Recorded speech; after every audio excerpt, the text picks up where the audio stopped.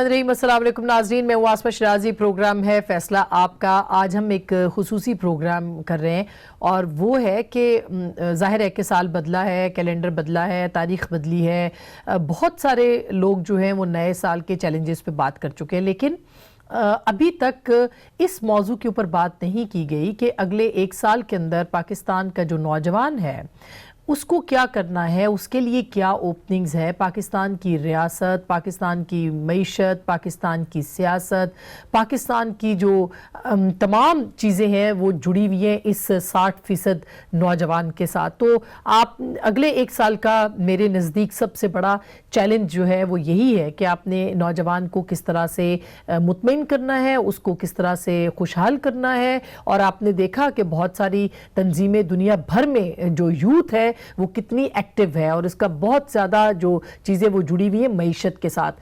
تو Hong Kong ہو، Taiwan ہو، آپ نے دیکھا ہو عراق ہو، لبنان ہو، پچھلے ایک سال کے اندر ہر جگہ پہ جو تحریکیں ہوئی ہیں اس میں نوجوانوں کا ایک بہت بڑا کردار جو ہے وہ نظر آتا ہے۔ اور ابھی حال ہی میں ہندوستان کے اندر جو شہریت بل ہے اس کے اوپر بھی اس وقت جو سڑکوں کے اوپر ہیں، جو تحریک چلا رہے ہیں، وہ وہاں کے نوجوان ہیں۔ تو اس کے اوپر بھی ہم ضرور بات کریں گے کہ اگلے ایک سال کا جو ہمارے جو گولز ہیں اس میں نوجوان کتنے امپورٹنٹ ہیں، اس میں کیا کیا چیزیں چیلنجز ہیں اس حوالے سے، ان کے روزگار کے حوالے سے اور ان کی جو معیشت ہے اس کے حوالے سے، اور ان کی جو ایک سیاسی نظریہ ہے، تبدیلی کا خواب لے کے جو لوگ آئے تھے اور انہوں نے ووٹ کیا تھا اس سے جڑا ہوا ہے، کیونکہ زیادہ تر یوتھ نے ووٹ کیا تھا 2018 کے انتخابات میں۔ تو اس پہ ہم بات کریں گے۔ آج ہمارے ساتھ موجود ہیں اس موضوع پہ گفتگو کرنے کے لیے بڑا ڈسٹنگوش پینل ہے۔ سب سے پہلے ایس ڈی پی آئی کے جو سربراہ ہے جناب ڈاکٹر عابد سلیری صاحب ہمارے ساتھ موجود ہیں، اور آپ کسی تعارف کے محتاج نہیں، معیشت کے حوالے سے آپ ان کو سنتے رہتے ہیں، بہت بہت شکریہ۔ ہمارے ساتھ ڈاکٹر عادل نجم صاحب جو کہ اگین ایک بڑا نام ہے، اور اگر میں یہ کہوں کہ ہم چھوٹے ہوتے ان کو ٹی وی پہ دیکھتے تھے اور یہ انسپریشن ہے ہمارے لیے تو بیجا نہیں ہوگا، لیکن یہ مائنڈ نہ کر جائیں گے۔ بہت شکریہ۔ آپ پروفیسر بھی ہیں ماشاءاللہ، پڑھاتے ہیں بوسٹن یونیورسٹی میں، اور ہم آپ کے بہت مداح ہیں، بہت شکریہ۔ ہمارے ساتھ جناب مظہر عباس صاحب، اگین پاکستان کی صحافت کا ایک بڑا نام ہے، سینئر صحافی ہیں، تجزیہ نگار ہیں، آپ ان کو دیکھتے اور سنتے رہتے ہیں، بہت شکریہ مظہر صاحب ہمیں جوائن کرنے کا اس پروگرام میں۔ سب سے پہلے میں عادل نجم صاحب آپ سے ہی شروع کرنا چاہتی ہوں۔ میں نے آپ کو سنا ہے اور آپ بڑے ایک آپ کی آپٹمسٹ اپروچ ہوتی ہے چیزوں کے بارے میں، نوجوانوں پہ بڑی آپ نے بات کرتے ہیں۔ آپ مجھے یہ بتائیے کہ آپ کو کیا لگتا ہے اگلے ایک سال میں ہم کس قسم کا معاشرہ بن پائیں گے؟ مزید کوئی اچھی اگزامپلز ہمارے پاس نہیں ہیں پچھلے ایک سال میں اور پھر پچھلے 5 سال میں خاص کر کے؟ جو آپ نے ذکر کیا نوجوانوں کا، جو بھی معاشرہ ہم بنیں گے وہ عابد اور میں نہیں بنائیں گے، مظہر صاحب بھی نہیں بنائیں گے، وہ نوجوان بنائیں گے۔ اور یہ میں نعرے بازی کی بات نہیں کر رہا، یہ ایک سمپل امپیریکل حقیقت ہے۔ اس وقت آپ کے 60 سے زیادہ فیصد پاکستانی جو ہیں وہ 30 سال سے کم عمر کے۔ آپ تمام پاکستان کو ایک لائن میں کھڑا کر دیں، ہر 3 میں سے 2 جو ہیں وہ 30 سال سے کم ہوگا۔ آپ کسی جگہ چلے جائیں، اس کا مطلب کیا ہے؟ اس کا مطلب بڑا سیریس ہے۔ اس کا مطلب یہ ہے کہ جو بھی ہوگا اب ان کے بوتے پہ ہوگا اور ان کے حوالے سے، اور یہ آپ نے دیکھا ہے، آپ نے چاہے وہ اسٹوڈنٹ موومنٹ میں دیکھا ہے، آپ نے چاہے پی ٹی ایم میں دیکھا ہے، آپ نے چاہے PI کے جو سپورٹ ہے اس میں دیکھا ہے، چاہے آپ نے فضل الرحمان صاحب کے جلسے میں دیکھا ہے، آپ جو مرضی تصویر اٹھا لیں اس تصویر میں آپ کو نوجوان ملیں گے، غصے میں ملیں گے، ان کا غصہ مختلف چیزوں پہ ہوگا، اور ڈیمانڈ کرتے ہوئے ملیں گے کہ مجھے ایک بہتر پاکستان چاہیے، جو بھی ان کا حوالہ ہے اس حوالے سے۔ سو آئی تھنک پاکستان کی سیاست اور دنیا بھر میں ایکچولی یہ، اگر آپ اس وقت چلے دیکھ لیں، US دیکھ لیں، انڈیا دیکھ لیں، ہانگ کانگ دیکھ لیں، بیروت دیکھ لیں، عراق دیکھ لیں، ہر جگہ آپ کو نوجوان غصے میں، جو غصہ برا غصہ نہیں ہے، یہ ایک ڈیمانڈ کر رہا ہے کہ مجھے ایک بہتر مستقبل چاہیے۔ اور پاکستان میں خصوصاً اس کی جو پولیٹیکل اہمیت ہے وہ یہ ہے کہ نہ صرف پچھلا الیکشن، آج سے لے کے تقریباً 2050 تک ہر الیکشن کا فیصلہ نئے، not only youth, new voter, یہ آپ کی ڈیموگرافی کے اندر بیکڈ ان ہے۔ 2045 کے بعد آپ ایجنگ کا مسئلہ کریں گے، لیکن اس وقت تک آپ نوجوان تر، دیٹ مینس کہ آپ کوئی بھی پولیٹیکل پارٹی ہو، آپ کا کوئی بھی مسلک ہو، آپ کا کوئی بھی ایشو ہو، آپ نوجوانوں کے بغیر اس کو حل نہیں کر سکتے۔ اور نوجوانوں کے مسئلے اگر حل نہیں ہوں گے تو یہ لاوا جو ہے یہ آرام سے سنبھلنے والا نہیں. اب میں یہی سوال پوچھنا چاہ رہی ہوں کہ ڈاکٹر عابد کہ ایک ایسا نوجوان جس کے پاس روزگار نہیں ہے, جس کے پاس تعلیم نہیں ہے, جس کے پاس روٹی کپڑا اور مکان نہیں ہے, اور جس کو نظر نہیں آ رہا کہ اس کا مستقبل بہتر ہے, وہ کس قسم کا نوجوان بن کے ابھرے گا؟ دو طرح کی چیزیں آتی ہیں. انیکوالٹی جو ہے وہ یقینی طور پہ بڑھتی جا رہی ہے, پوری دنیا میں بڑھ رہی ہے, پاکستان میں بھی بڑھ رہی ہے. امیر جو ہیں وہ امیر تر ہو رہے ہیں, غریب جو ہیں وہ بدقسمتی سے غربت کی سطح سے اور نیچے جا رہے ہیں. اور اس میں ایک اور چیز ہو رہی ہے کہ لوگ غربت سے نکل بھی رہے ہیں, لیکن اس کے باوجود جو تفاوت ہے, جو فرق ہے امارت اور غربت میں, اب وہ ختم ہو رہا ہے. لیکن یہ تو اکنامک لحاظ سے ہو رہا ہے. اس میں جو لیک آف اپرچونٹیز ہیں وہ بہت میٹر کر رہی ہیں. یعنی یہ ڈیپینڈ کر رہا ہے کہ آپ ایک ویل آف فیملی میں پیدا ہوئے ہیں تو آپ کا مستقبل جو ہے وہ کیا ہوگا. اگر آپ خدا نخواستہ کسی ایسی فیملی میں پیدا ہوئے ہیں جہاں پہ کہ بیسک نیسیسٹیز نہیں مل رہی ہیں, تو ان بچوں کا مستقبل جو ہے وہ 8 سال بعد, 10 سال بعد, 15 سال بعد کہاں ہوگا. اور یہ وہ ایک چیز ہے جہاں پہ کہ آ کے ایک خاص حد تک تو لوگ جو ہیں وہ ڈیمانڈ کرتے ہیں, وہ بیگ کرتے ہیں, اور اس کے بعد جب ان پہ کوئی اجتماعی لیبل لگتا ہے, خواہ وہ لیبل جو ہے ہیو اور ہیو ناٹ کے درمیان جب چیزیں آتی ہیں, تو وہ لیبل جو ہے وہ لسانی ہو, وہ لیبل صوبائی ہو, وہ لیبل جو شہری دیہاتی کا ہو, وہ کسی خاص فرقے کا ہو, کوئی بھی جب لیبل لگتا ہے تو ایک گروپ ہوتا ہے جس کے پاس سب کچھ ہے اور ایک گروپ ہے جس کے پاس نہیں ہے. تو وہاں پہ ایک اینگر اور غصہ جو ہے وہ جنم لیتا ہے, جس کی جو آپ سے بات ہیو ناٹ شروع ہوتا ہے. اور اس وقت اگر میں دیکھوں پچھلے سال کو اور اگلے سال کو کمپیئر کر کے دیکھوں, تو پچھلا سال سارا فوکس رہا ہے میکرو اکنامک اسٹیبلٹی پہ. جو بڑی بڑی چیزیں تھیں جو کہ پورے پاکستان کو افیکٹ کر رہی تھیں, کرنٹ اکاؤنٹ ڈیفیسٹ ہے, فسکل ڈیفیسٹ ہے, ہماری ٹریڈ ہے امبیلنس, ان پہ فوکس تھا. ہم مائکرو اکنامک اسٹیبلٹی جو ہے وہ فوکس نہیں بنا پائے حکومت جو ہے. اور اگر یہ 2020 میں بھی مائکرو اکنامک اسٹیبلٹی کو اگنور کیا گیا تو پھر یقینی طور پہ لوگوں میں ایک جو پیشنس ہے وہ کم ہونا شروع ہو جائے گی. اور وہاں پہ جو اینگری یوتھ ہے اس کو پھر کنٹرول کرنا تھوڑا سا مشکل ہو جائے گا, پولیٹیکلی بھی, سوشلی بھی. آپ کی اسٹریٹ کرائم ڈیفینیٹلی ان کا بھی بہت سا ایٹریبیوشن اس پہ. لیکن آپ کہہ رہے ہیں کہ جو معاشی اعداد و شمار ہیں وہ کوئی اچھے نہیں ہیں, وہ اگلے ایک سال میں بھی اسی طرح 3.3 پہ جی ڈی پی ہماری رہے گی جیسے پچھلے سال میں رہی ہے. میرا خیال ایوریج ہوتی ہے, یہ بڑی ڈسیپٹیو ہوتی ہے. اصل چیز یہ ہوتی ہے کہ وہ 3.3 میں کتنے % ایسے لوگ ہیں جن کا سب کچھ پورا ہو رہا ہے, اور اسی 3.3 میں یا اگر 8% بھی ہو جائے اور 60% جی ڈی پی کا فائدہ جو ہے اگر میں اپنے ڈرائیور کو نہیں دے پاؤں گا, اگر اپنے خانسامہ کو نہیں دے پاؤں گا, صحیح بات تو وہ 60%. لیکن ایک خاص رجحان کی بات آپ نے کی تھی, اور جو پی ٹی آئی کا ووٹر ہو یا پی ایم ایل این کا ووٹر ہو یا ایون پی ٹی ایم کا ووٹر ہو, وٹ ایور, اس رجحان میں کچھ خطرناک چیزیں ہیں. یقیناً خطرناک چیزیں, لیکن کیونکہ آپ نے مجھے قرار دے دیا آپٹیمسٹ. نہیں آپ کھل کے بات کر سکتے ہیں. آپٹیمزم یہ ہے کہ ان مسئلوں کے حل بھی ہیں, اور اگر آپ انہیں حل کر لیں تو آپ نے اپنے محلے میں جو بھی ابھرتی ہوئی اکانومیز دیکھی ہیں وہ ساری یوتھ کے بیسس پہ آئی. چائنا کی رائز, بنگلہ دیش آج کل, بھارت کی اکنامک رائز, ترکی کی اکنامک رائز, ملیشیا کی اکنامک رائز, آپ ان میں سے کوئی اٹھا کے دیکھ لیں, وہی یوتھ بلب جو وہاں 10 سال پہلے آیا تھا اس وقت پاکستان میں. دیکھیں نا, جب بہت سارے نوجوان اکانومی میں آئیں گے تو ان کو کوئی چیز خریدنی ہوگی, غریب ہوں گے تب بھی خریدیں گے. سو ایک حرکت آتی ہے, اگر اس کو آپ مس کر دیں گے تو جس کو کہتے ہیں یوتھ بامب, لیکن اگر اس کو آپ کیچ کر لیں گے تو وہ یوتھ بوم ہے. اور بوم کا میرے خیال میں جو سب سے اہم چیز ہے وہ روزگار ہے, نہ صرف روزگار لیکن معیاری روزگار.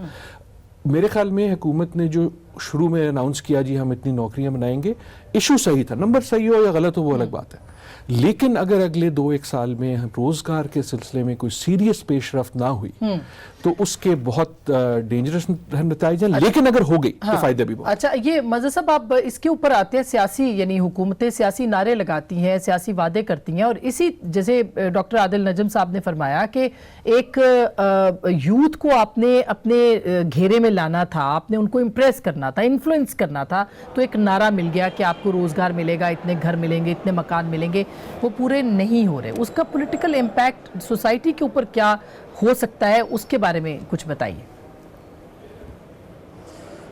شکریہ آسما. دیکھیے, وہ کسی نے کہا تھا کہ اپنی دنیا آپ پیدا کر اگر زندوں میں ہے.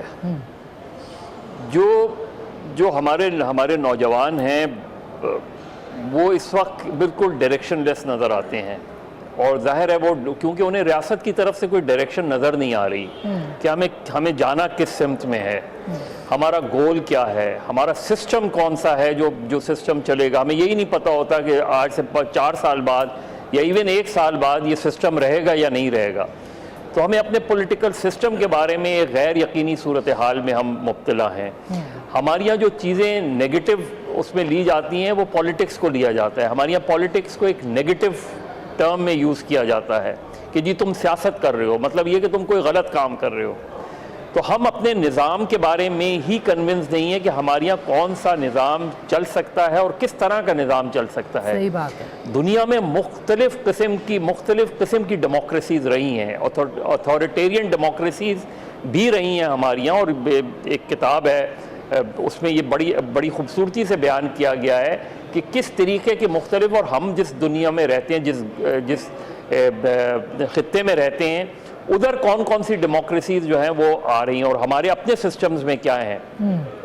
پھر ہمارے یہاں جو اعتبار ہے حکومت پہ، جو اعتبار ہے ریاست کے اوپر، بالکل اس میں ہمیں کمی نظر آتی ہے. اور اس کی وجہ یہی ہے کہ وہ جو لوگ ہیں جو پرومس کرتے ہیں، جی جس طرح آپ نے کہا کہ خوبصورت نعرہ دے دیا تو ہم اس رومانس میں مبتلا ہو جاتے ہیں. کبھی ہم روٹی کپڑا اور مکان کے رومانس میں مبتلا ہو جاتے ہیں، کبھی ہم تبدیلی کے رومانس میں مبتلا ہو جاتے ہیں، اور الٹیمیٹلی اس کا نتیجہ یہ ہوتا ہے بگ ڈس اپوائنٹمنٹ. اور جب بگ ڈس اپوائنٹمنٹ ہوتا ہے تو اس میں پھر آپ کسی بھی سمت میں وہ نوجوان جا سکتا ہے. اور ہم نے دیکھا کہ پچھلے 25-30 سال میں جو نوجوان آئے ان کی ڈائریکشنز بڑی مختلف رہیں. کہیں بالکل آپ کو وہ ہارڈ لائن ایکسٹریمسٹ کی شکل میں نظر آئیں گے. آپ دیکھیں، اگر لسٹ اٹھا کے دیکھیں کہ جو لوگ گرفتار ہوئے تھے ان میں بہت سے پڑھے لکھے نوجوان تھے. جی اگر آپ صرف لیاری کی میں آپ کو مثال دے دوں کہ لیاری میں بڑے اچھے باکسرز، فٹ بالرز وہ لیاری گینگ وار کا حصہ بن گئے، اس لیے کہ آپ نے اسپورٹس ڈپارٹمنٹس ختم کر دیے. جب اسپورٹس ڈپارٹمنٹ ختم کر دیے تو وہ نوجوان جو اپنے باکسنگ کے بلبوتے پہ یا فٹ بال کے بلبوتے پہ یا اسکواش یا دوسرے کھلاڑی ہوتے تھے، ان کو وہ ڈپارٹمنٹس نوکری دے دیا کرتے تھے تو تاکہ وہ ان کے گیمز کو انکریج کیا جائے. اب باقی جگہوں پہ تو لوگوں نے ایڈجسٹ کیا، ابھی بھی ڈیفیکلٹیز ہیں، لیکن جو لیاری میں نے خاص طور پہ دیکھا، جو لوگوں سے مل کے بڑے اچھے جو ہے پلیئرز رہے اپنے زمانے میں، جی ہاں، وہ لیاری گینگ وار کا حصہ بن کے وہ یا تو اس کا حصہ بن گئے یا کسی ایتھنک گروپ کا حصہ بن گئے یا کسی سیکٹیرین گروپ کا حصہ بن گئے. تو ہم نے ان کی تقسیم دیکھی، یا ایک نوجوان وہ دیکھا کہ جس نے اپنی ڈائریکشن خود سیٹ کی، اس نے چاہے وہ باہر چلا گیا یا اس نے جو کاروبار شروع کر دیا. کراچی میں اگر آپ دیکھ لیں، اور یہاں ہمارے دونوں بڑے سیزن ایکسپرٹ بیٹھے ہیں، کراچی میں ایک پیرالل اکانومی چلتی ہے. کراچی اپنے ورسٹ ایتھنک اور سیکٹیرین وائلنس میں بھی کراچی کی اکنامک گروتھ میں کمی نظر نہیں آتی ہمیں. کراچی میں کہیں نہ کہیں وہ فٹ پاتھ پہ بیٹھ کر بھی وہ 1000 روپے روز کے کما کے چلا جاتا ہے.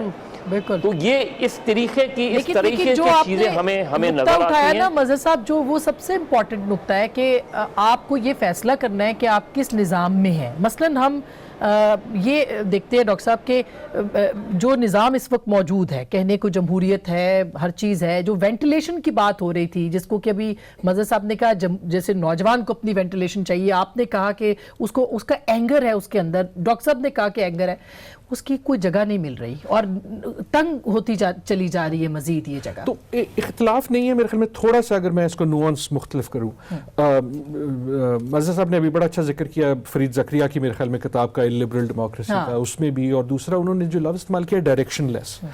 میرے خیال میں غیر یقینی صورتحال ضرور ہے نوجوان کے لیے، لیکن نوجوان انتظار نہیں کر رہا ڈائریکشن کا. یہ ہم ساروں کی عمروں کا قصور ہے. ہم سمجھتے ہیں کہ ہم ڈائریکشن دے دیں گے اور وہ کہے گا اچھا جی میں آ جانا ساتھ. اس طرح نہیں ہونا. اس لیے نہیں ہونا، کبھی ہوتا تھا شاید، اس لیے نہیں ہونا کہ تعداد کا. دیکھیں اگر اس وقت آپ پاکستان کو صوبوں کی جگہ عمر کے حساب سے صوبے بنا دیں تو آپ کا جو نوجوان نوجوان ووٹر وہ پنجاب سے زیادہ بڑا ہوگا. یہ ذرا سوچ لیں کہ اس کی پولیٹیکل فورس کیا ہے.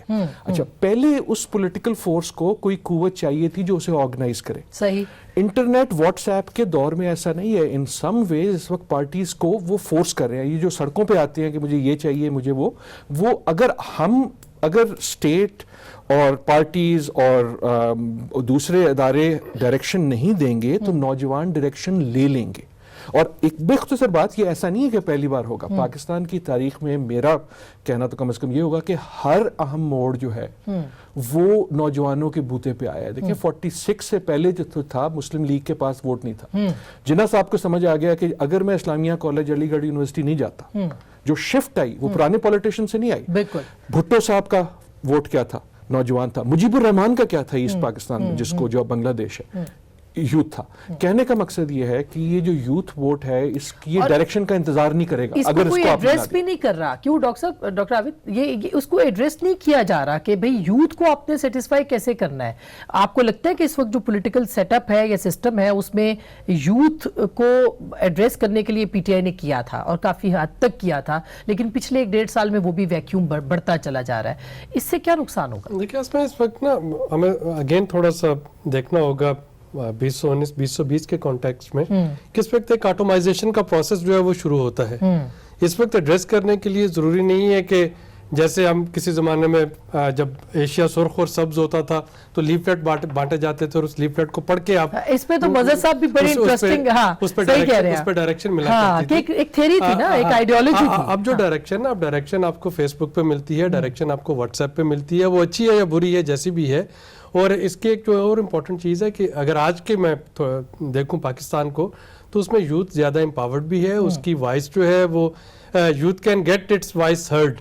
آپ اس کو کمرے میں بھی بند کر دیں تو وہاں سے وہ اپنا ویڈیو بلاگ میسج کر کے وہ آگے بھیج دے گی. اور یوتھ جو ہے وہ اکاؤنٹیبلٹی انفورس کر رہی ہے.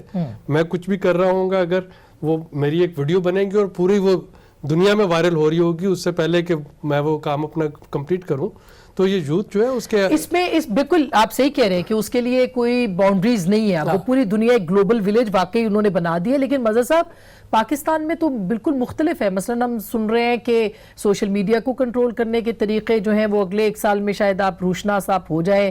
پھر جس طرح سے صحافیوں کے ساتھ ہو رہا ہے، کیونکہ آواز تو آپ کو جرنلزم یا جرنلسٹوں یا اس کے ذریعے سے محسوس ہوتی ہے نا، جو کان آنکھ اور آواز ہوتے ہیں معاشرے کی. وہ تو آپ کو سندھ کے اندر تو دہشت گردی کے اوپر آ گئے لوگ کہ وہاں پہ پرچے کاٹے جا رہے ہیں صحافیوں کے اوپر. انصر ملک جو تھے وہ پریس کلب سے اٹھائے گئے، آپ دیکھ لیں ان کے اوپر 5 سال کی ان کو سزا ہو گئی.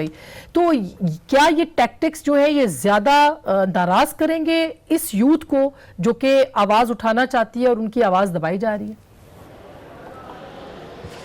دیکھیے ایک پرابلم صرف یہ جرنلسٹ کے ساتھ نہیں، آپ یونیورسٹیز کے اندر جا کے دیکھیں، یونیورسٹیز کے اندر کیا گفتگو. میں بالکل انٹرنیٹ اور سوشل میڈیا اور باقی چیزوں کو ایک طرف رکھیں، آپ جو پاکستان کی میجر یونیورسٹیز ہیں اس میں جا کے دیکھیں کہ ادھر گفتگو کیا ہو رہی ہے، ادھر کیا باتیں ہو رہی ہیں، ادھر کتنی ایشوز کے اوپر ڈیبیٹ ہوتی ہے اس کے اندر.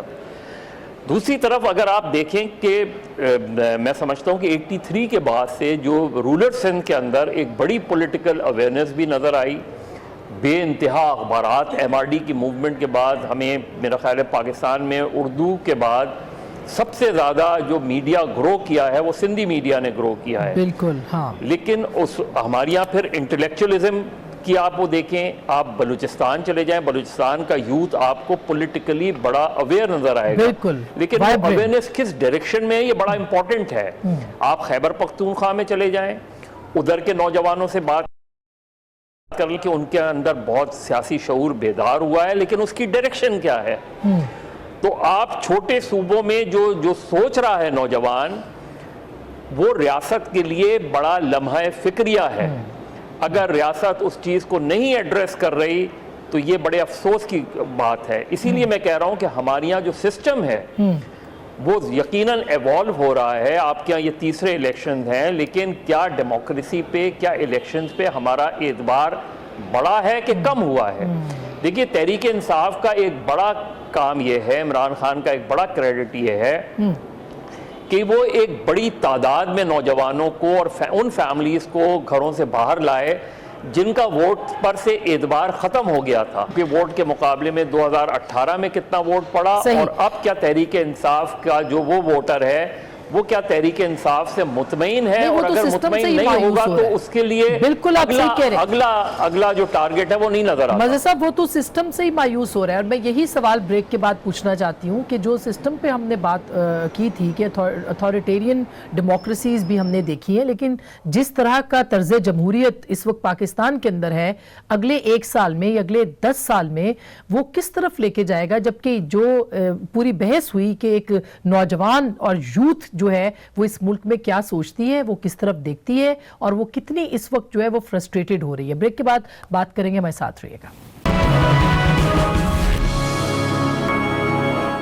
ویلکم بیک ناظرین, ایک دفعہ پھر ہم آپ کو خوش آمدید کہتے ہیں. ڈاکٹر صاحب یہی بات جو مظہر صاحب کہہ رہے تھے کہ جب سسٹم ہوتا ہے, اس سسٹم وہ دے رہا ہوتا ہے کچھ اور لوگ اس کو ریسیو کر رہے ہوتے ہیں. آپ کو لگتا ہے کہ جو اس وقت طرز جمہوریت ہے وہ لوگوں کو کچھ دے پا رہا ہے؟ دیکھیں, یہ صرف پاکستان کا مسئلہ نہیں, یہ دنیا کا. میرے خیال میں اس وقت طرز جمہوریت پہ دنیا بھر میں ایک سوال ہے, اور یہ جو ہم دیکھ رہے ہیں ایک کیوس یا ایک اینگسٹ ہمارے نوجوان میں, یہ کوئی صرف ہمارے نوجوان میں نہیں ہے. آپ بھارت کو دیکھ لیں, وہ تو بہت, بھارت میں اسٹریٹ پہ کون ہے اور کون چیخ رہا ہے. اور ایک ایسے وقت پہ کہ بھارت کی اسٹرانگسٹ ایور گورنمنٹ, نہرو کے بعد اسٹرانگسٹ ایور گورنمنٹ جو ہے تو وہ مودی صاحب کی 2/3 والی. یہاں تو وہ بیرلی 50 کے اوپر ہے نا ہم. اچھا, صرف بھارت کی بات نہیں ہے, جیسے ہم نے ذکر کیا بیروت کی آپ بات کر لیں, آپ امریکہ کی بات کر لیں, آپ بورس جانسن کی بات کر لیں.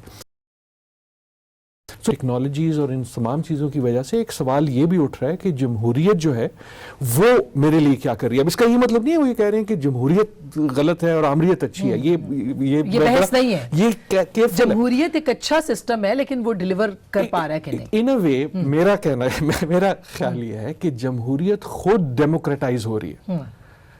جب آپ نے یہ واٹس ایپ پہ اور انٹرنیٹ پہ اور جلسے میں ہر ایک کو آواز مل گئی اور اس نے چھین لی آواز, تو اب وہ اپنی آواز کو دیکھنا چاہتا ہے اس جمہوریت میں. تو میرے خیال میں یہ تمام دنیا میں جو سیاستدان ہیں یہ اس کشمکش میں پڑے ہیں. پاکستان اس پہ, جیسے آپ نے ہندوستان کی اگزامپل تھی, پاکستان اس کا فائدہ اٹھا سکتا ہے یا نقصان ہو سکتا ہے؟ میرا خیال یہی ہے کہ یہ اپرچونٹی ہے, یہ ایک اپرچونٹی ہے. یہ اگین جن نوجوانوں کی ہم نے بات کی, جب یہ سڑکوں پہ آتے ہیں, اگر وہ اسٹوڈنٹ مارچ والے آتے ہیں, عروج اورنگزیب آتے ہیں, یا اگر پی ٹی ایم والے آتے ہیں, یا پی ٹی آئی والے, جب پہلا جلسہ جو لاہور کا تھا, رائٹ, یہ سارے کیا کہنے آتے تھے, یہ یا فضل الرحمان, میں ہمیشہ فضل الرحمان صاحب کے جلسے کی بات کرتا ہوں. میرے لیے سب سے انٹرسٹنگ پکچر یہ تھی کہ وہ جھولے پہ جو ان کے ساتھ آئے ہوئے تھے, اور ایک دم مجھے خیال ہے یار یہ تو بچے ہیں, یہ جھولا اس لیے جھول رہے ہیں, جو پی ٹی آئی والے اپنے جلسے پہ ڈانس کرتے تھے یا موسیقی کرتے تھے وہ بھی اسی لیے کرتے تھے کیونکہ ہم نے ان کو کہیں اور انٹرٹینمنٹ تو دی نہیں, اور ان کی وینٹیلیشن اسی طرح سے ہو رہی تھی. اور یہ تمام نوجوان, اور ان کا ایک طرح سے آپ سیاست اگر 1 منٹ الگ کر دیں, ان تمام کا میسج ایک ہے کہ ہم ڈائریکشن چاہتے ہیں. اب وہ اپنی بات وہاں کر رہے ہیں, کہیں نہ کہیں سسٹم یا ریسیو کرے گا اور یا پھر کوئی لاوا پھٹنے کا امکان ہوگا. اگین اپرچونٹی میرے خیال میں ہے روزگار میں. اور وہ جو روزگار ہے ڈاکٹر صاحب, یہ اب جو لنک مجھے مل گیا اس سوال کا جو میں بار بار پوچھ رہی ہوں کہ وہ روزگار کی اپرچونٹی کتنی حد تک آپ کو مل جائے گی؟ نظر آتا ہے کہ اگلے 2-3 سال ہمیں تھوڑی سی تیاری کرنا ہوگا. اور تیاری یہ ہے کہ اب روزگار کے لیے ضروری نہیں کہ میں ایک ڈپلوما کروں, ایک ڈگری کروں اور پھر مجھے روزگار ملے گی اور میں جا کے وہ پبلک سروس کمیشن کا یا کہیں پہ انٹرویو دے رہا ہوں گا. اس وقت اب سوشل انٹرپرینورز کا دور ہے, اس وقت اسٹارٹ اپس کا دور ہے. آپ کی ایک پوری ڈیجیٹل اکانومی جو ہے وہ انٹیپ پڑی ہے. ابھی دیکھیے پاکستان میں یہ جو اوبر اور کریم آنے کے ساتھ کتنے ایسے بے روزگار نوجوان تھے جو کہ ادروائز شاید ٹیکسی چلانا اپنی توہین سمجھتے تھے, لیکن اب ان کے پاس ایک معقول ذریعہ روزگار آ گیا ہے. کتنے ایسے لوگ ہیں جن کے پاس دکانوں کی پگڑیاں دینے کے پیسے نہیں ہیں, لیکن انہوں نے آن لائن اپنے ویب پورٹلز بنا لیے ہیں اور وہ جو بھی اپنی سروسز یا پروڈکٹس جو ہیں وہ سیل کر سکتے ہیں, وہ کر رہے ہیں. تو اب آنے والا لیکن جو نظریاتی سیٹسفیکشن ہے, جو ایک نظریاتی بھی تو سوچ ہوتی ہے, جس کا کہ ڈاکٹر صاحب نے بھی کہا اور مظہر صاحب نے کہا کہ آپ یونیورسٹیوں میں جائیں تو آپ کو بالکل ایک الگ انوائرمنٹ ملتا ہے جس کو ہم ایڈریس نہیں کر پا رہے. تو کیا یہ روزگار ہونے نہ ہونے کے باوجود اس کو ہم سیٹسفائی کر بڑی جلدی وہ ٹائم آ رہا ہے جب کہ ہمیں اپنی ڈگریز کو, جو کہتے تھے نا کہ ڈگری آپ تعلیم حاصل کرنے کے لیے ڈگری لے رہے ہیں یا ڈگری آپ کو نوکری کرنے کے لیے چاہیے, تو اب ظاہر ہے کہ اب ایک ڈسکنیکٹ ہے، جو جاب مارکیٹ ہے اس کے مطابق تو آپ کو اسکولوں یا کالجز میں نہیں پڑھایا جا رہا. اب آپ کی ڈگری جو ہے وہ آپ کی تعلیم کے لیے ہے. اگر آپ میں انوویشن ہے، آپ تھوڑا سا آؤٹ آف باکس سوچ سکتے ہیں، تو میرا نہیں خیال کہ بے روزگاری جو ہے وہ پاکستان میں آج بھی کوئی بڑا چیلنج ہے. آج بھی جن کے پاس تھوڑا سا بھی اسکل یا انوویشن ہے وہ شاید یہ نئی بات ہے، یہ نئی بات ہے کہ آپ کہہ رہے ہیں کہ بہت مختصر آئی ڈو اگری. دیکھیں ہم نے پاکستان یوتھ رپورٹ کی، اس کا میں لیڈ آتھر تھا. ہم نے اس میں ہمارا اندازہ یہ تھا کہ پاکستان کو ہر سال 1.5 ملین نئی جاب چاہیے. دوسرا ہمارا اندازہ تھا کہ نئی جاب پیدا کرنا مشکل نہیں ہے، آپ آلریڈی ہر سال 6 سے 7 لاکھ نوکری پیدا کرتے ہیں. مسئلہ ہے باوقار نوکری، باوقار روزگار. دیکھیں اگر کوئی شخص کسی شخص کو پہلی بار ملتا ہے تو کون سے 2-4 سوال پوچھتا ہے آپ کی ڈگنیٹی کے لیے، آپ کی آئیڈینٹی. ایک پوچھتا ہے تم کرتے کیا ہو، تم کرتے کیا ہو کا جو جواب ہے وہ میری آئیڈینٹی، میرے تشخص کا ایک بہت بڑا پارٹ ہے. نوکری ہم پیدا کر لیتے ہیں لیکن باوقار کا مطلب یہ نہیں کہ بڑی نوکری، لیکن مجھے ایک احساس پوشی کا جس میں بھرم رہ جائے وہ والی نوکری، اور جس پہ مجھے فخر ہو کہ میں کچھ کرتا ہوں، میں ایک معاشرے میں ایک کنٹریبیوٹ کرتا ہوں. تو میرے خیال میں یہ جو مسئلہ ہے، نوکری روزگار پیدا کی جا سکتی ہے لیکن کس قسم کی روزگار. دوسری صرف جو چیز ہے نا، وہ صرف اس کا کام تعلیم سے نہیں ہے. اس کا کام جو ہے وہ اگر ہم نے انٹرپرائز، اور جس طرح مظہر صاحب نے بڑی زبردست مثال دی کہ کراچی کی ایک پوری اکانومی ہے جو کہیں تعلق نہیں ہے کہ وہ زیادہ انٹرسٹنگ ہے، اس کے بغیر نہ صرف وہ لوگ نہیں چلیں گے، کراچی نہیں چلے گا. ایگزیکٹلی. لیکن مظہر صاحب آپ جیسے آپ خود ایک پولیٹیکل اپروچ رکھتے ہیں، ظاہر ہے کہ ہم سب جرنلسٹ جو ہے سوچتے ہیں، اور آپ نے جس بات کا اندازہ لگایا کہ یونیورسٹیوں کالجز میں کیا لوگ سوچ رہے ہیں، اس کو بھی تو کوئی نہ کوئی جگہ چاہیے. اور پی ٹی آئی ایک بہت بڑی ہوپ بن کے آئی تھی. میرا خیال ہے اب بھی ہے لوگوں کے لیے ہوپ، لیکن اگر یہاں پہ لوگوں کو ایک امید ان کی ختم ہوتی ہے تو پھر آپ کو کیا لگتا ہے سسٹم کو نقصان ہو سکتا ہے کیا؟ دیکھیں پرابلم جو مجھے یہاں سب سے بڑی لگ رہی ہے کہ ریاست نے ہر چیزوں پر سے ہاتھ اٹھا لیا ہے. Education private, health sector private, باقی چیزیں پرائیویٹ. یہاں حد تو یہ ہے کہ پینے کا صاف پانی آپ کو نہیں ملتا، وہ آپ کو ٹینکر سے لینا پڑتا ہے. آپ مختلف چیزوں پہ چلے جائیں تو ہر چیز کو ریاست نے جو ہے وہ اپنا ہاتھ ہٹا لیا ہے اور چھوڑ دیا ہے کھلا. جی آپ دے دیں، ہم نے ہمارا ایک پرانا ایک وہ تھا کہ جی گھروں تک تعلیم پہنچانا، ہم نے گھروں تک تعلیمی ادارے پہنچا دیے. ہر محلے میں آپ کو کالج یونیورسٹیز نظر آئیں گی، جبکہ اس کی پوری ڈیفینیشن بالکل مختلف ہوتی ہے. اور دوسری چیز یہ کہ یہ سب سے اہم سوچنے کا سوال جو ہے یہ ہمارے سارے ان سوچنے والوں کے لیے ہے، وہ کیا وجوہات ہیں کہ اس ملک میں عدم برداشت بڑھ رہی ہے، وہ کیا وجوہات ہیں کہ اس ملک میں انتہا پسندی بڑھ رہی ہے، وہ کیا وجوہات ہیں کہ جس پہ آپ دلیل سے گفتگو نہیں کر سکتے. آپ دلیل سے گفتگو کریں تو دوسرا سامنے والا جو ہے وہ لاؤڈ ہو جاتا ہے، وہ چیخنے لگتا ہے، اس میں ایگریشن زیادہ ہے. ہاتھ اٹھا لے. تو جہاں ناانصافیاں ہوں گی وہاں عدم برداشت بڑھے گی، اور جب عدم برداشت بڑھتی ہے تو وہ کوئی بھی ڈائریکشن لے لیتی ہے. ہماری یہاں سوسائٹی میں اس نے ایک وائلنٹ ڈائریکشن لی ہوئی ہے، یعنی وہ آپ کو گولی مار دے گا اگر وہ آپ کے آرگومنٹ سے ڈس ایگری کر رہا ہے. تو یہ جو چیز ہے یہ ریاست کے لیے سب سے بنیادی سوال ہے. اگر آپ اس ملک میں انتہا پسندی کو کنٹرول نہیں کر سکے تو وہ کسی بھی وقت دوبارہ دہشت گردی کی شکل اختیار کر لے گی، اور وہ کوئی بھی ڈائریکشن ہوگی. اور وہ اس سے سب سے پہلے وہ نوجوان اٹریکٹ ہوتا ہے. ابھی عادل صاحب یا انہوں نے گفتگو کی کہ جی کریم اور اوبر کے آنے سے نوجوانوں کو، جب یلو کیب اسکیم آئی تھی تو آپ بڑے پڑھے لکھے نوجوان نے یلو کیب اسکیم کے ذریعے اب ایک اپنی روزگار کا ذریعہ نکال لیا تھا. لیکن ہماری یہاں پرابلم یہ ہوتی ہے کہ اس چیز کو اس طریقے سے ایک جس طرح باوقار نوکری کے کہ اگر آپ یہ کسی سے کوئی آپ سے فخریہ یہ نہیں کہہ سکتا کہ جی میں کریم چلاتا ہوں. ایگزیکٹلی یہ بڑی بدقسمتی ہے ہماری، اور نہ میں یہ ایکسیپٹ کرتا ہوں اس چیز کو کہ یار یہ تو ٹیکسی چلاتا ہے، یہ تو پرائیویٹ ٹیکسی چلاتا ہے. اس چیز کو ہم ایک باوقار جاب کے طور پہ نہیں لیتے جو کہ بدقسمتی ہے ہماری. بالکل اور وہی کام جب ہم امریکہ اور لندن میں جا کے کرتے ہیں تو اس کو باوقار جاب سمجھتے ہیں ہم.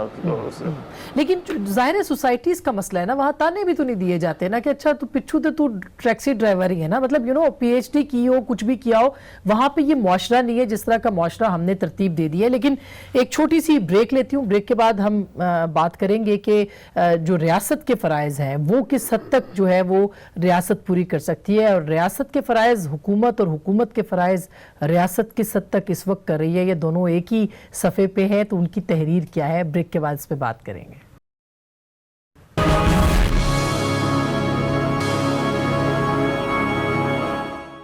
ویلکم بیک ناظرین, ایک دفعہ پھر آپ کو خوش آمدید کہتے ہیں. بریک سے پہلے بات ہو رہی تھی کہ ریاست کو ماں کا کردار ادا کرنا ہے سب کے لیے, یوتھ ہو یا اس میں بسنے والے جتنے بھی لوگ ہوں, لیکن چونکہ یوتھ کا زیادہ نمبر ہے تو وہی فوکس ہوگا اگلے 10 سال کے اندر. اس پہ عادل نجم صاحب آپ کو کیا لگتا ہے کہ ریاست کی پرائیورٹی جو ہے وہ ہمارا ملک اور نظام اور سسٹم ہم بہتری کی طرف جا رہے ہیں کہ نہیں جا رہے, یہ بتائیے. اگر جا رہے ہیں تو بڑے ہلکے سلو جا رہے ہیں, ہمیں بہت تیز جانا پڑے گا جیسے ہمارے نمبرز ہیں. اور ہم نے روزگار کا ذکر کیا, لیکن روزگار کا ذکر تعلیم کے بغیر نہیں ہو سکتا. عابد نے ابھی ذکر کیا بھی, لیکن تعلیم کو بھی ہمیں دیکھنا ہوگا. جو ٹالرنس کی انہوں نے بات کی کہ تعلیم صرف ڈگری نہیں ہے, اور آپ کے پاس آپ کے مدارس, آپ کے اسکول, آپ کے کالج, آپ کے خصوصاً یونیورسٹی سے بہتر کوئی جگہ نہیں ہے اگلی جنریشن اور اگلے سالوں کو مولڈ کرنے کے لیے, اس برداشت کے لیے. اور ہم کہتے ہیں کہ مسئلہ یہ ہے کہ جی ڈگری ملتی ہے تو نوکری نہیں ملتی. مسئلہ یہ نہیں ہے, مسئلہ یہ ہے کہ ڈگری ملتی ہے تو تعلیم نہیں ملتی. اور یہ میں صرف نعرہ نہیں مار رہا, علم نہیں ملتا, نہ صرف علم نہیں ملتا, وہ اسکل نہیں ملتی جو امپلائر کو چاہیے. ہم نے یہ جب میری ریسرچ اور دوسری میں بھی آپ امپلائر کے پاس جائیں تو وہ کہتا ہے یار مجھے بندہ نہیں ملتا, مجھے اچھا بندہ نہیں ملتا, لیکن ڈگری والے جو ہنرمند ہو, جو اور یہ میرے جیسے ہم جو تعلیم سے منسلک ہیں یہ ہماری کوتاہی ہے. اور میرے خیال میں یہ جو برداشت والی بات ہے اس ڈبے کو ہمیں کھولنا پڑے گا. معذر صاحب نے بہت اچھی بات کی, لیکن I think we need to go deeper into it. یہ برداشت صرف وہ نہیں ہے جو آپ کو وہاں نظر آتی ہے, آپ کو ٹویٹر پہ نظر آتی ہے. تو آپ کیا وجہ ہے کہ آپ سے چیخے بغیر, گالی دیے بغیر آپ سے کوئی بات نہیں کر سکتا. ایک بالکل معذرت کے ساتھ کچھ لوگوں کے ساتھ میں یہ کہوں گا کہ ایک کچھ وجہ ہے, کیونکہ اگر وہ گالی نہیں دے گا, چیخے گا نہیں, تو آسما آپ ان کی بات نہیں سنیں گی. تو وہ جس طرح بچہ اٹینشن سیک کرتا ہے, تو ان اے وے یہ جو غصہ ہے یہ اس کیفیت کا مظہر ہے. اور اس کو آپ کے خیال میں, لیکن اس کو تو ابھی کنٹرول کرنے کی کوشش کی جا رہی ہے, اس کو بڑھاوا دینے یعنی اس کو کور کرنے کی کوشش نہیں کی جا رہی. وہ نہیں ہوگا. میں اب ٹیکنالوجی کی بات کر رہا ہوں, وہ نہیں ہوگا. جب بھی کسی سوسائٹی میں, کسی سسٹم میں آپ ریگولیشن زیادہ سے زیادہ کرتے ہیں, وہ اس لیے کرتے ہیں کہ عام حالت سے آپ کنٹرول نہیں کر سکتے. جب آپ نہیں کر سکتے تو آپ کہتے ہیں اچھا اس پہ ڈنڈا لگا دو, پھر اب اور ڈنڈا لگا دو. That will not work. Technology میں خصوصاً اٹ ول ناٹ ورک. تو یہ تو پھر مزہ صاحب ساری گیم جو ہے گھوم پھر کے آزادی اظہار رائے پہ آ گئی. تو وہ آپ کو کیا لگتا ہے کہ پھر اس پہ زیادہ قدغنیں لگنے والی ہیں, اور اگر لگتی ہیں تو کیا صورتحال ہوگی؟ دیکھیے ہماری یہ ڈسنٹ برداشت نہیں ہے کسی کو بھی, چاہے وہ سویلین گورنمنٹ ہو یا ملٹری کی گورنمنٹ ہو. اگر ایک حد تک وہ برداشت کرتے ہیں اس کے بعد وہ برداشت نہیں کرتے. تو ڈسنٹ آپ کیا, اور جہاں ڈسنٹ نہیں ہوگا وہاں پہ جرنلزم نہیں ہو سکتی, کیونکہ جرنلزم نام ہی ڈسنٹ کا ہے کہ جب تک اور ظاہر ہے گورنمنٹ اور جرنلسٹ ایڈورسریز رہتے ہیں. میڈیا کے اندر بڑی پرابلمز ہیں, کیپیسٹی کی پرابلم ہے. آپ اور ابھی جس کی بات کر رہے تھے کہ جو ہم چاہے سوشل میڈیا پہ دیکھیں جو لینگویج استعمال کرتی ہیں, اس کا بھی پرابلم یہ ہے, اس سے ریفلیکٹ کرتا ہے کہ جو بحث کرنے والا ہے اس کی کتنی تعلیم ہے, کتنی اسٹڈی ہے اس سبجیکٹ کے اوپر. تو لہذا اس کی جب دوسرا آدمی کوئی آرگومنٹ بلڈ کر رہا ہوتا ہے تو وہ فوراً گالی پہ آ جاتا ہے تاکہ وہ آرگومنٹ ہی ختم ہو جائے. صحیح بات ہے. تو ہمارے یہاں سب سے بڑی, چاہے آپ میڈیا میں کریں, بہت سے ہمارے دوست جو پروگرام ہوسٹ کرتے ہیں, بہت سے لوگ جو فیلڈ جرنلزم میں ہیں, وہاں یہ سب جگہ ہمیں یہ پرابلمز آتی ہیں. آپ لائرز میں دیکھ لیں, یعنی جو لوگ دلیل سے گفتگو کرتے تھے ان کے ہاتھ میں پستول آ گئی ہے. Exactly. جو لوگ دلیل سے لوگوں کو قائل کرتے تھے وہ ڈنڈے اٹھائے ہوئے تھے, اور حملہ کس پہ کر رہے تھے. جو ڈاکٹرز کا اپنا کیا پرابلم ہے, وہاں بھی یہی پرابلمز آپ کو نظر آتی ہیں. پڑھے لکھے سب سے میجر ایشو کیا ہے, سب سے میجر ایشو سب سے میجر ایشو آپ کا کیا ہے؟ یہ جو مدرسے کی، میں نے مدرسے کے اوپر بہت کام کیا ہے اور میں اس نتیجے پہ پہنچا ہوں کہ اس کی ایک بڑی وجہ پاپولیشن. دیکھیے بہت سے سروے میں نے کیے کہ جن لوگوں کے پاس جس فیملی کے چاہے خاص طور پہ غریب طبقے کے جہاں 6 7 8 بچے ہیں، وہ کہتے ہیں کہ جی مدرسہ میں ایک بچے کو ہم پبلک اسکول بھیج دیتے ہیں یا پرائیویٹ اسکول، لیکن باقی بچوں کو ہم نہیں بھیج تو سکتے. وہ مدرسہ ان کو لہذا بہتر جگہ مدرسہ ہمیں وہ ریلیف دیتا ہے، وہ آپ کو ایجوکیشن بھی دیتا ہے، ریلیجیس ایجوکیشن بھی دیتا ہے، کھانا بھی دیتا ہے اور ٹھہرنے کا رہنے کا بھی انتظام سارے کر دیتا ہے. پرابلمز حل ہو جاتے ہیں. تو ریاست اپنی ذمہ داری چونکہ ناکام ہو رہی ہے نہیں ہے، پبلک اسکولز کو، پبلک کالجز کو ہم ڈسکریج کرتے ہیں، ختم کرنے جا رہے ہیں، تو پھر یہی ہوگا کہ اس طریقے سے آپ کی چیزیں تقسیم ہوتی رہیں. بالکل. اچھا ایک جملہ اگر بہت اچھی بات کی کہ ڈسینٹ نہیں ہے تو جرنلزم نہیں ہے. اس کو اگر میں صرف بڑھا دوں، آزادی نہیں ہے تو علم نہیں ہے.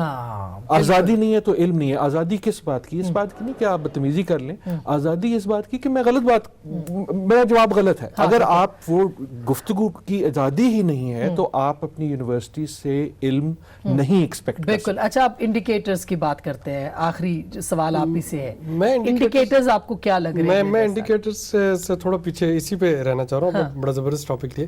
دیکھیے میرا تعلق اس جنریشن سے ہے جو کہ اسٹوڈنٹ یونینز پہ بین کے شاید چند سال بعد ہم لوگ کالجز میں آئے تھے. میرا خیال ہے کہ بڑا سسٹمیٹک ہم نے اس جو عدم رواداری ہے اسٹوڈنٹ یونینز کے بین کے ذریعے اس کو بھی ہم نے پروموٹ کیا. یہ مانا کہ اس زمانے میں کچھ پولیٹیکل پارٹیز جو تھیں انہوں نے وائلنس کا کلچر جو تھا تعلیمی اداروں میں لے آئے تھے، لیکن اس کا حل یہ نہیں تھا کہ اسٹوڈنٹ کے جو ایک ڈبیٹنگ ماحول تھا جس میں they could very amicably agree to disagree, اس کو ہی ختم کر دیا جاتا. جب آپ ایک ڈسکورس ہی بند کر دیتے ہیں، آپ ایک ڈیبیٹ کا ماحول بند کر دیتے ہیں، ڈسکشن کا ماحول بند کر دیتے ہیں جس میں کہ آپ دوسرے کی بات سن ہی نہیں سکتے، تو وہاں پہ پھر آپ پڑھے لکھے ہوں یا آپ ناخواندہ ہوں، اسی طرح کا معاشرہ نکل کے آئے گا.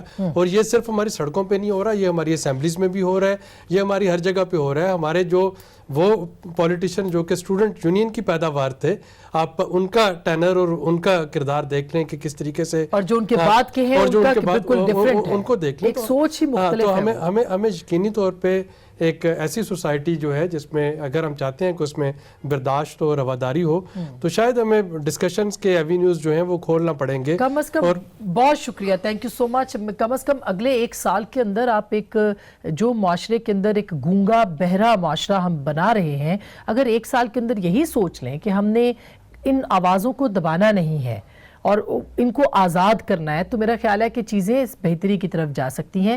وہ سیاسی اعتبار سے ہوں، وہ معاشرتی اعتبار سے ہوں، وہ انتہا پسندی کے خاتمے کے حوالے سے ہوں، وہ کسی طرح سے بھی ہوں. لیکن اس کا مطلب یہ نہیں ہے کہ آپ آوازیں جو ہیں ان کو غوغا میں بدلنے کی کوشش کریں، یا اس کا مطلب یہ بھی نہیں ہے کہ جو آوازیں ہیں وہ اتنی لاؤڈ ہو جائیں کہ دوسرے کی آواز نہ سنیں. تحمل کا، برداشت کا جو معاشرہ ہے وہ اگلے سال کا میرا خیال ہے سب سے بڑا چیلنج ہے پاکستان کے لیے اور نئے پاکستان کے لیے. کیا ریاست اور حکومت، کیونکہ ریاست ماں کی طرح ہے اور حکومت باپ کی طرح ہے، تو ان دونوں کو یہ مل کے سوچنا ہے، اور ریاست کا حصہ حکومت ہے کہ آپ نے کیسے یہ سب کچھ کرنا ہے، اور خدا را اس کے لیے اپنے ذہنوں کو، اپنے دلوں کو بڑا کرنا پڑے گا. گفتگو آپ نے سنی، فیصلہ آپ کا.